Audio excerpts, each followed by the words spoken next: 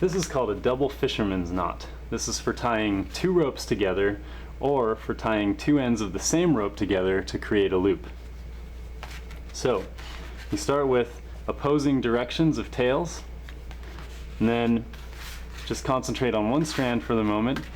Take this strand, pass it over your other rope, and then you bring it around the back, and then working towards the long end of your rope, you pass it over the top.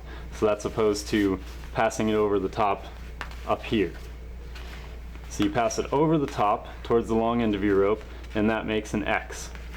Then you take your tail, pass it underneath everything, back up to the top of everything, and you have this X. You take your tail of your rope and pass it through that X, so that it will now be going up along the side of the other rope. Now, you have to pull on the right strands.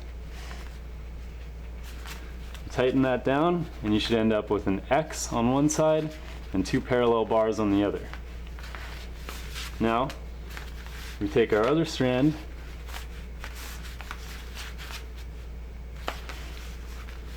and do the same thing. Pass it over the other rope.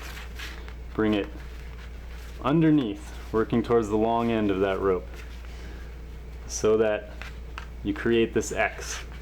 You come around the back again, over the top of everything, and you take your tail and pass it through that X.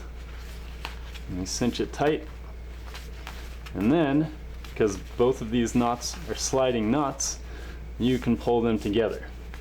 And ideally, you want the two X's to be on the same side and sitting so that they sit flush with each other. And you turn it over and you have 4 parallel bars.